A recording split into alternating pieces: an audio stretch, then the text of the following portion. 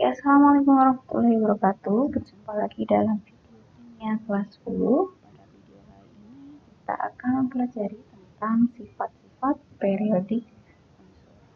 Apa itu sifat-sifat periodik unsur? Jadi sifat periodik unsur adalah sifat yang berubah secara beraturan sesuai dengan kenaikan nomor atom, yaitu dari kiri ke kanan dalam suatu periode atau dari atas ke bawah dalam satu golongan. Nah, sifat yang akan kita pelajari apa saja? Yang pertama ada jari-jari atom, kemudian ada ionisasi, kemudian ada afinitas elektron, kemudian ada keelektronegatifan. Jadi 4 sifat inilah yang akan kita pelajari pada video kali ini. Ya, ini adalah sistem periodik unsur modern yang saat ini kita gunakan. Jadi silakan dipelajari dengan baik, diamati dengan baik, terutama untuk golongan utama atau golongan A. Silakan mulai hafalkan unsur dalam tiap golongan A, yaitu dari 1A sampai 8A. Yang harus kalian pelajari adalah tentang nama dan lambang unsur. Jadi contohnya oksigen, lambangnya adalah O. Nah, ini digunakan untuk mempermudah kalian memahami materi sifat-sifat periodik unsur dan juga mempelajari materi kimia, itu akan lebih membantu sekali. Nah, caranya silakan kalian bisa cari di internet mengenai jembatan keledai gitu ya. Nah, ini kan golongan 1A, dan kalian pelajari ada H, Li, Na, K, Rb, R. Ada Be, M2A, ada Be, Mg, A, Sr, Ba, Ra. Biasanya ada yang mengingat seperti ini. Bebek mangan cacing seret banget rasanya. Berarti Be, bebek, Be, ya. Mangan Mg, A, cacing. Nah, seperti itu. Jadi silahkan kalian mulai menghafalkan ini, terutama untuk golongan 1A sampai dengan 8A.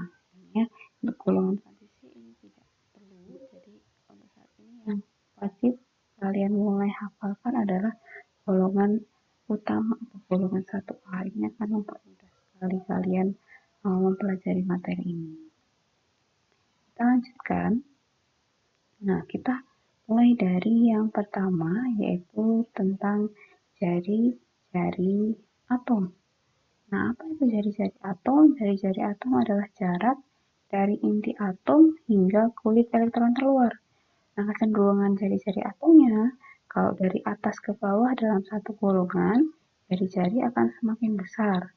Dari kiri ke kanan dalam satu periode, jari-jari akan semakin kecil. Mengapa seperti itu? Ini penjelasannya. Unsur-unsur dalam segolongan itu, semakin banyak kulit atom, itu nanti akan semakin besar jari-jarinya. Jadi dari atas ke bawah itu, kulit-kulitnya akan semakin bertambah jumlahnya. Sehingga jari-jarinya juga akan semakin besar. Kemudian untuk unsur seperiode itu semakin besar muatan inti, semakin kuat gaya tarik inti terhadap elektron sehingga semakin kecil jari-jarinya. Penjelasannya bagaimana? Nah, kita bahas bersama. Ini adalah sistem periodik unsur ya. Jadi ini sistem periodik unsurnya.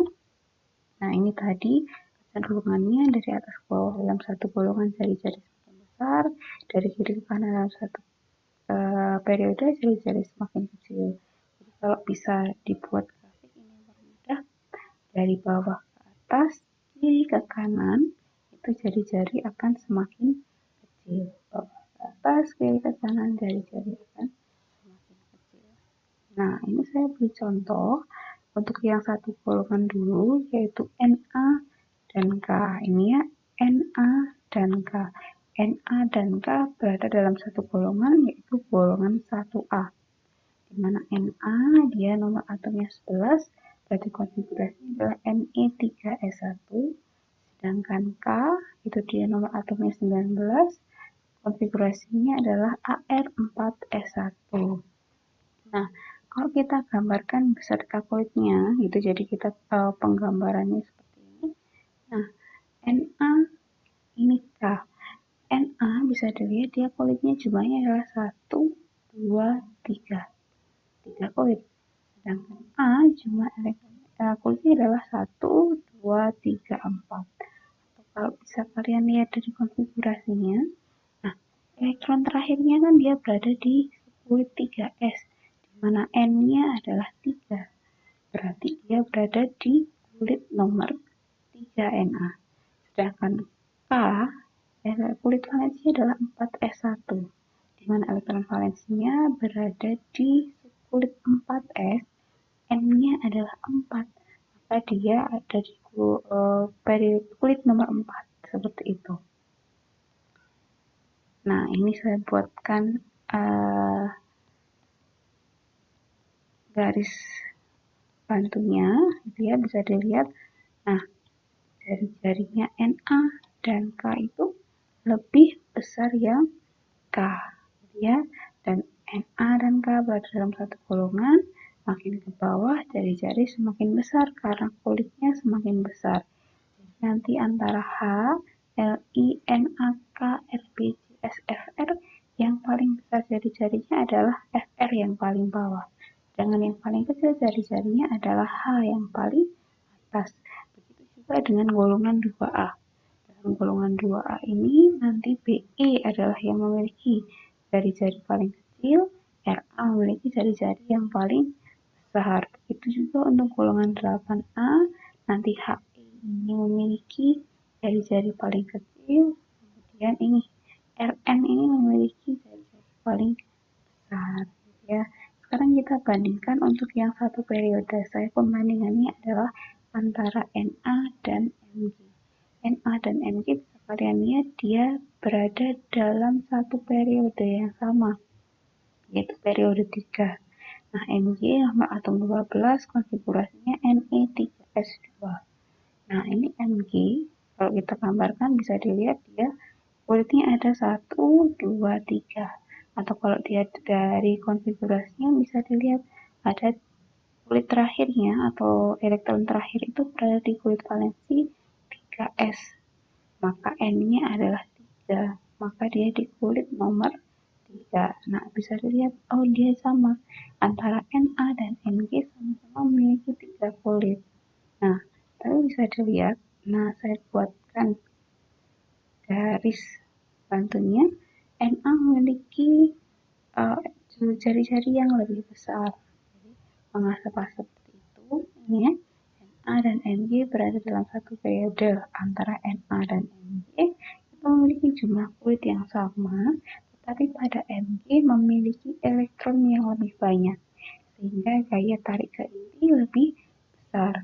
Jadi karena elektronnya lebih banyak, misalkan kalau kalian tarik tambang antara orang 11 dengan 11 dan 12 dengan orang 12, maka pasti gaya tariknya akan lebih kuat yang antara orang 12 dan orang 12. Tenaganya lebih besar. Ini bisa diibaratkan sebagai elektron. Semakin banyak elektron dalam kulit yang sama, maka gaya tariknya akan semakin kuat. Nah, muatan inti ini akan semakin besar, seperti itu. Ini alasan mengapa ada kecenderungan seperti ini. Dari atas ke bawah dalam satu golongan jari-jari semakin besar, dari kiri ke kanan dalam satu periode jari-jari semakin kecil. Jadi nanti antara L dengan Si, dia yang lebih besar jari-jarinya adalah Al. Si lebih kecil. Antara N dengan O, jari-jari yang lebih kecil adalah jari-jari O karena dia semakin ke kanan. Karakternya semakin banyak, daya tarik itunya semakin besar. Nah, contohnya ini. Tanpa melihat SPU, urutkan unsur-unsur berikut menurut kenaikan jari-jari atomnya, mulai dari yang terkecil, yaitu Li, Na, K, Bi, dan B. Jadi kalian diminta untuk mengurutkan unsur Li, Na, K, Bi, B ini menurut jari-jari yang terkecil terlebih dahulu. Nah, di sini ada kata-kata tanpa melihat SPU. Silakan kalian mulai menghafalkan mengenai unsur-unsur dalam sistem periodik unsur. Ya, kita tentukan dulu setiap unsur itu berada di golongan berapa dan periode berapa. Li harus diingat OH, Li, Na, K. Dia berada di golongan 1A, periode 2 karena periode 1 adalah H, Li, Li golongan H periode 2. Na, dia di bawahnya Li, golongan 1A periode 3, HMINA. Nah, Halina seperti itu. K, golongan 1A periode 4 di bawah Na. Kemudian ada BE, bebek mangan cacing BE. Oh, dia golongan 2A periode 2 ya. Kemudian B, dia golongan 3A periode 2 BAL. Nah, itu dia golongan 3A. Nah, setelah menentukan seperti ini, ingat tadi kecenderungan untuk jari-jari adalah dari atas ke bawah. Dalam satu golongan, jari-jari akan semakin besar. Sedangkan dari kiri ke kanan dalam satu periode, jari-jari akan semakin kecil. Berarti yang paling kecil adalah suatu unsur yang berada dalam periode yang atas sendiri. Jadi ingat bahwa dari atas ke bawah itu jari-jari semakin besar, berarti atas sendiri atau periode 1 itu memiliki jari-jari yang paling kecil. Nah, ketika dari dalam periode itu ada unsur-unsur banyak, maka dalam satu periode jari-jari akan semakin kecil dari kiri ke kanan. Nah, urutan yang terkecil kita kelompokkan dahulu unsur ke dalam periode yang sama. Nah, ini yang sama adalah ada Li, ada Pi, ada B. Mereka di periode 2. Nah, sedangkan di periode 3 ada Na, di periode 4 ada K. Ya. Nah, dari sini, dari yang telah mengelompokkan periode, kita urutkan. Ya, pada periode yang sama, jari-jari dari kiri ke kanan akan semakin kecil. Maka kalau unsur pada golongan lebih kanan, ini jari-jarinya akan lebih kecil.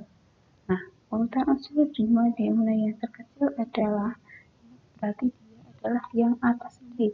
Dari periode yang atas dulu, baru diurutkan ke periode yang bawah. Nah, ketika satu periode ini ada unsur yang sama, maka lihat, oh, yang sebelah kanan memiliki jari-jari yang lebih kecil, di mana berarti periode 2 ini memiliki jari-jari yang lebih kecil dari periode 3 dan periode 4. Nah, bisa dilihat ada golongan 1A, 2A, dan 3A. Maka yang paling kecil adalah untuk yang golongan 3A. Berarti kalau kita urutkan dari yang terkecil adalah B, BI, LI, Na, dan K. Kemudian yang kedua adalah mengenai energi ionisasi. Jadi ini adalah sifat yang kedua, di mana energi ionisasi adalah energi yang diperlukan untuk melepas satu elektron dari suatu atom netral sehingga membentuk ion dengan muatan +1. Ingat, ada ion positif, ada ion negatif. Kalau ion positif itu dia kekurangan elektron, sedangkan ion negatif itu dia sudah ketambahan elektron. Nah, dalam hal ini, energi ionisasi adalah energi yang digunakan atau yang dilepas ketika suatu atom itu melepaskan satu elektron atau membentuk muatan +1. Nah, keperiodekan untuk energi ionisasi seperti ini. Dalam satu golongan, dari atas ke bawah, energi ionisasi akan semakin kecil. Dalam satu periode, dari kiri ke kanan, energi ionisasi cenderung bertambah. Penjelasan keperiodikan energi ionisasi di atas seperti ini. Dalam satu golongan, dari atas ke bawah, ingat tadi, jari-jarinya akan semakin besar. Sekarang, kalau jari-jarinya semakin besar, maka gaya tarik inti atau tarik inti elektron yang terluar itu akan semakin lemah. Kenapa? Karena jaraknya terlalu besar, semakin besar, maka energi ionisasinya akan kecil. Kemudian dalam satu periode dari kiri ke kanan, tadi jarinya semakin kecil, maka gaya tarik intinya akan semakin kuat. Energi ionisasi juga akan semakin besar. Nah, penjelasan energi ionisasi seperti ini. Misalkan saya wakilkan untuk yang satu golongan dulu, yaitu Na dan K lagi ya. Na11, K19, konfigurasinya Ne3S1, untuk yang K Ar4S1. Nah, ini digambarkan tadi ya. Oh iya, Na dia lebih kecil daripada K jari-jarinya. Nah, jari-jari K lebih besar dari Na. Kalau jari-jarinya lebih besar, nah ini ada penjelasannya. Elektron terluar K terletak lebih jauh dari elektron terakhir pada Na. Jadi kalau elektron terakhir K kan letaknya di sini. Jaraknya antara inti dengan elektron terluar lebih besar daripada jarak dari elektron terluar Na ke intinya. Daya tarik inti dengan elektron terluar pada K itu lebih lemah dari daya tarik inti dengan elektron terakhir pada Na. Ya, jadi kalau misalkan ada jarak yang lebih jauh, maka gaya tariknya itu akan lebih lemah juga. Seperti itu. Nah, maka dalam satu golongan, tadi dari atas ke bawah, energi ionisasi akan semakin kecil. Karena apa tadi? Karena jari-jarinya akan semakin besar. Ya, jadi daya tarik intinya juga akan semakin kecil. Seperti itu. Jadi dia lebih mudah untuk melepaskan satu elektron. Kenapa? Ini jadi lebih mudah melepaskan satu elektron di kulit terluar. Karena gaya tariknya lebih kecil, karena jaraknya dia lebih besar. Sekarang untuk yang satu periode, saya wakilkan Na dengan Mg lagi. Na dengan Mg berada dalam satu periode. Nah, Na dan Mg seperti ini, kalau kita gambarkan bisa dilihat bahwa jari-jarinya Mg lebih kecil dari Na. Ya, atau jari-jari Na lebih besar dari Mg. Daya tarik inti dengan elektron terluar pada Na itu lebih lemah dari gaya tarik inti dengan elektron terakhir pada Mg. Bisa dilihat jaraknya antara Na, inti Na dengan elektron terluar lebih besar daripada jaraknya inti Na dengan elektron terluar pada Mg. Sehingga nanti gaya tariknya akan lebih kuat pada Mg. Nah, dia gaya tariknya lebih kuat dalam satu periode, jadi semakin kanan, jadinya kan tadi semakin kecil, maka semakin ke kanan energi ionisasinya akan semakin besar. Jadi dalam satu periode dari kiri ke kanan energi ionisasi cenderung bertambah. Kita lanjutkan. Ini tadi diingat dalam satu golongan dari atas ke bawah energi ionisasi semakin kecil. Dalam satu periode dari kiri ke kanan energi ionisasi cenderung bertambah. Tapi di energi ionisasi ini ada pengecualiannya, yaitu ketika dalam satu periode. Nah, energi ionisasi 2A ini adalah lebih besar dari 3A. Kalau bisa kalian lihat di sini, nah dari kiri ke kanan energi ionisasi cenderung bertambah. Jadi antara 2A, antara PE dengan B, kalau menurut kecenderungannya, kan harusnya energi ionisasinya besar B. Tapi di sini ada pengecualian untuk golongan 2A dan 3A. Yang lebih besar adalah energi ionisasi dari 2A. Bagaimana penjelasannya? Nah, seperti ini. Contohnya adalah untuk Mg dia di golongan 2 dan Al untuk mewakili yang golongan 3A. Ya, konfigurasinya Mg adalah Ni3S2 untuk Al, Ni3S2 dikali 1. Ya, bisa kalian lihat untuk Mg orbital terakhirnya dia terisi penuh oleh 2 elektron. Nah, untuk Al orbital terakhirnya adalah yang untuk 3P ini. Bisa dilihat dia hanya terisi oleh 1 elektron. 2 orbital yang lain adalah kosong. Ya, padahal ya, Al ini, jadi karena 2 ini masih kosong, yang terisi cuma 1, ini konfigurasinya menjadi kurang stabil dibandingkan dengan Ng. Kenapa? Karena atom-atom itu lebih stabil jika orbitalnya itu terisi penuh atau setengah penuh. Ini kan sudah terisi penuh oleh 2 elektron. Sedangkan untuk yang Al, untuk yang sukulit P ini, orbitalnya hanya terisi 1. Jadi dia tidak setengah penuh, juga tidak penuh. Maka ini kurang stabil. Karena kurang stabil, jadi dia lebih mudah untuk melepaskan elektron atau energi ionisasinya akan menjadi lebih kecil gitu ya. Jadi Al akan lebih mudah melepas elektron sehingga energi ionisasi Al lebih kecil.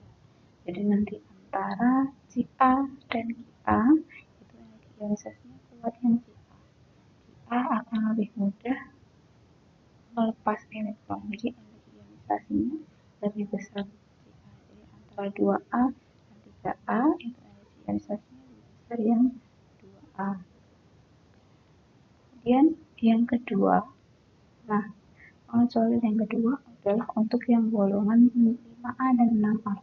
Untuk golongan 5A dan 6A di sini ya, seharusnya kan semakin ke kanan energi ionisasinya kan lebih besar.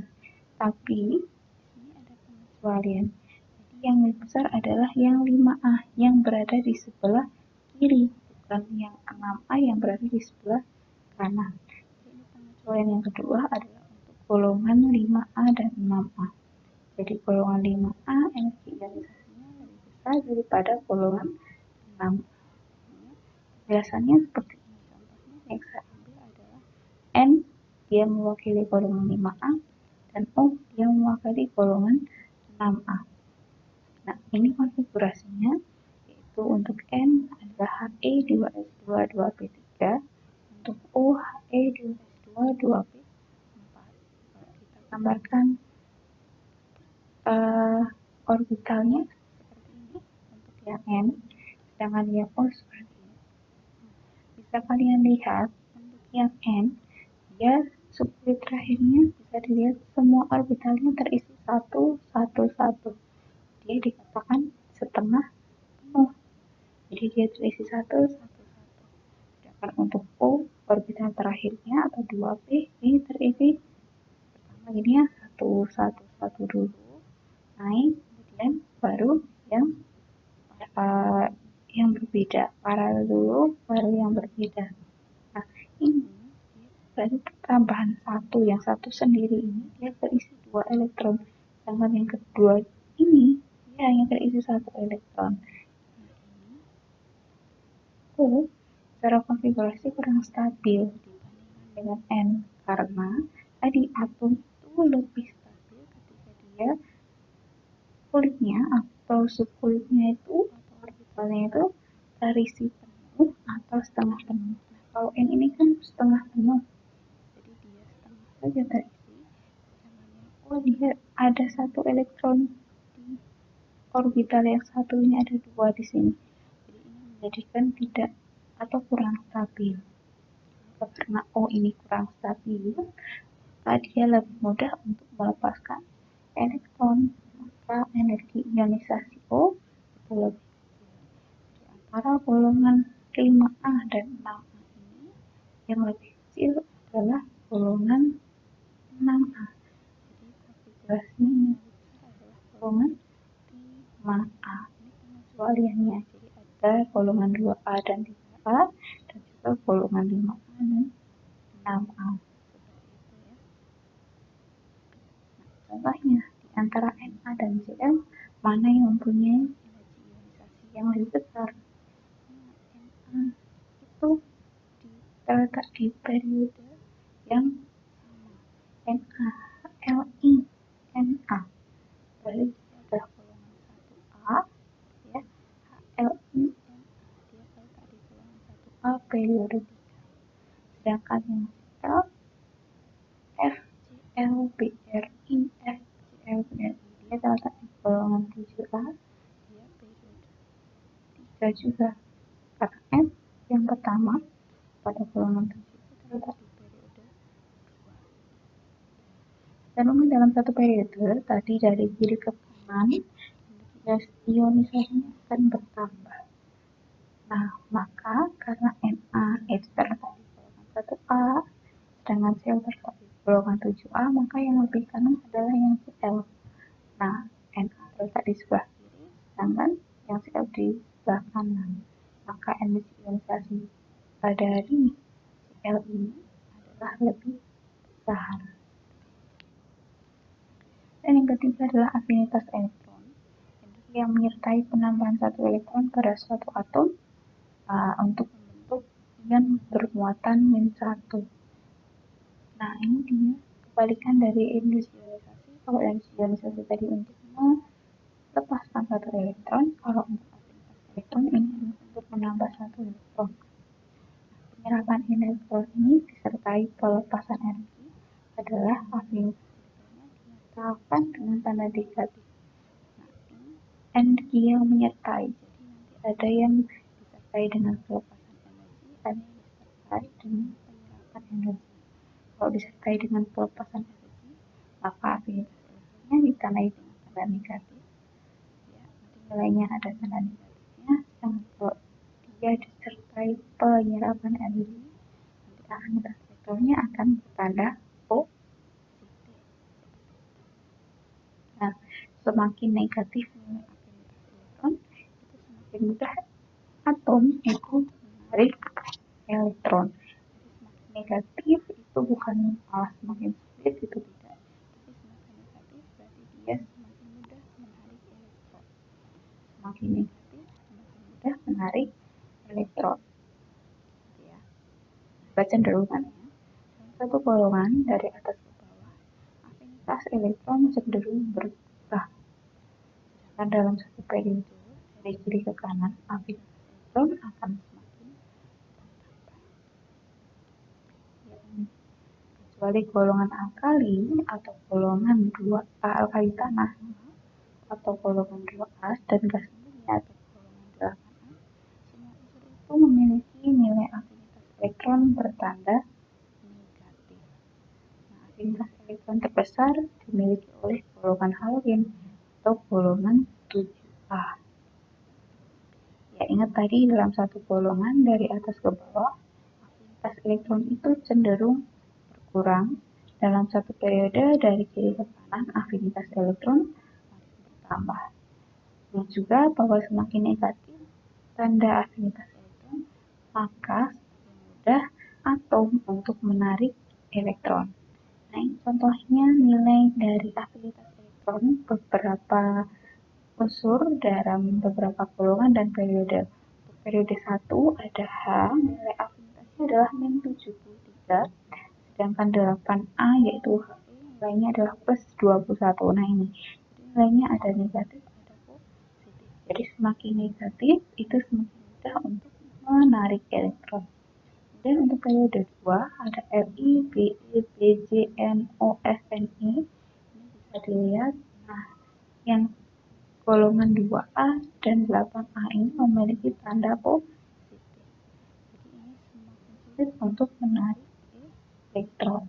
Sedangkan yang paling mudah atau yang namanya lebih negatif tadi itu semakin mudah untuk menarik elektron, yaitu F golongan 7A. Bisa dilihat nilainya adalah -328. Jadi semakin negatif semakin mudah menarik elektron. Nah, ini kita bahas saja.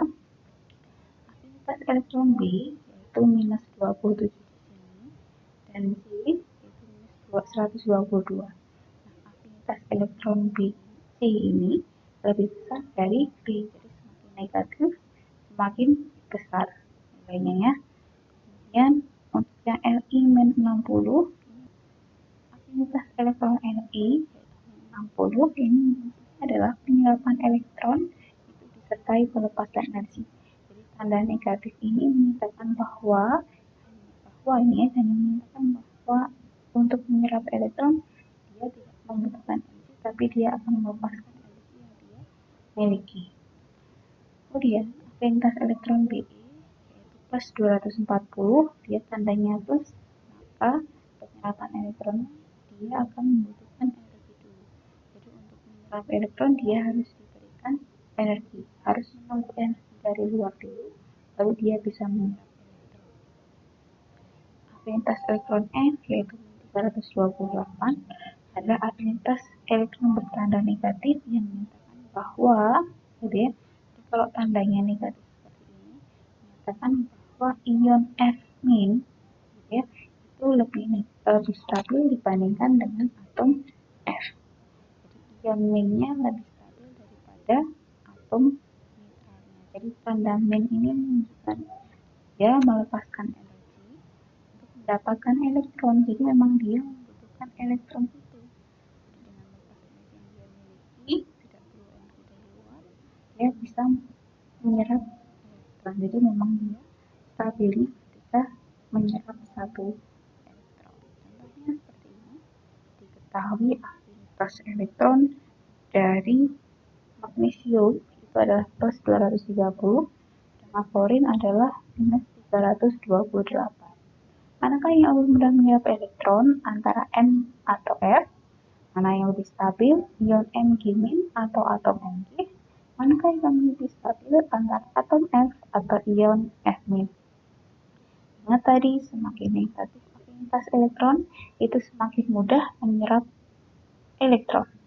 Afinitas elektron bertanda negatif itu menyatakan bahwa ion negatif lebih stabil daripada atom netral. Nah, bisa dilihat di sini, yang bertanda negatif itu lebih mudah menarik elektron. Maka yang lebih mudah untuk menyerap elektron adalah atom fluorin. Dan yang B, yang lebih stabil mana antara Mg dan antara Mg- dengan Mg. Jadi magnesium afinitasnya adalah bertanda positif. Maka dia dalam bentuk atomnya itu lebih stabil. Ingat, afinitas elektron bertanda negatif menyatakan bahwa ion negatif lebih stabil daripada atom netral.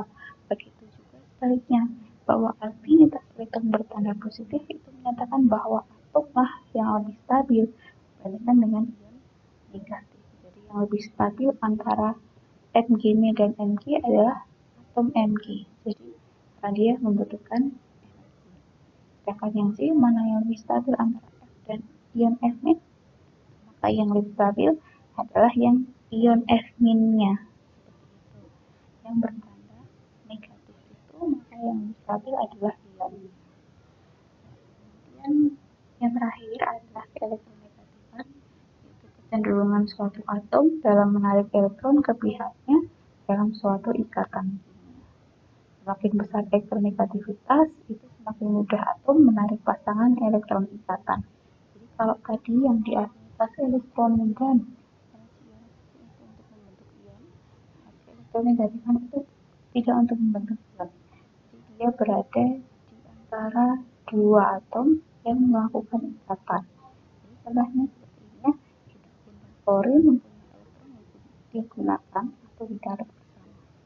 Atau manakah yang menarik elektron lebih kuat? Jadi contohnya H dengan F, ini ada dua elektron yang digunakan atau yang ditarik bersama antara H dan F. Ini elektron ditarik bersama antara H dan F. Nah, dari data keelektronegatifan, keelektronegatifan H atau hidrogen itu adalah 2,1, sedangkan F atau fluorin adalah nilainya 4,0. Maka nilai keelektronegatifan F itu lebih besar daripada H. Bila dilihat F-nya 0,0, hanya 2,1. Maka fluorin ini lebih kuat menarik elektron ke pihaknya. Jadi elektron ini lebih kuat tertarik ke F. Tapi ingat, tidak terus elektron 2 ini masuk ke F semua, tidak. Jadi tetap di antara keduanya, tapi lebih tertarik ke F. Tetap berada di antara kedua atom ini, tapi lebih tertarik ke F. Kecenderungannya adalah dari atas ke bawah dalam satu golongan, keelektronegatifan berkurang, dan dari kiri ke kanan dalam satu periode, keelektronegatifan semakin bertambah. Contoh, ini ya, ini ingat dulu tadi, dari atas ke bawah dalam satu golongan, keelektronegatifan berkurang, dari kiri ke kanan dalam satu periode, keelektronegatifan bertambah. Unsur berikut menurut bertambahnya nilai keelektronegatifan dimulai dari unsur yang paling kecil, ya, yaitu Ada unsur fosfor, klorin, dan belerang. Kita jawab. Kita jawab dulu atau kita lihat dulu klorin dia terletak di mana. Klorin ini terletak di golongan 7A periode 2, sedangkan fosfor atau P terletak di golongan 5 periode 3. Klorin Cl itu golongan 7A periode 3, belerang atau S golongan 6 periode 3. Nah, ini tadi ingat bahwa semakin ke bawah itu periodenya semakin besar, elektronegatifan akan semakin kecil. Ke bawah, elektronegatifan berkurang. Jadi periode yang atas itu adalah memiliki elektronegatifan yang paling besar. Maka yang paling besar adalah periode yang paling atas dulu, yaitu adalah fluorid F. Dia terletak di periode 2. Nah, di periode 3 ada P, ada Cl, ada S ini. Nah, bisa dilihat bahwa semakin ke kanan itu elektronegatifannya bertambah. Jadi golongan yang semakin kanan itu lebih besar.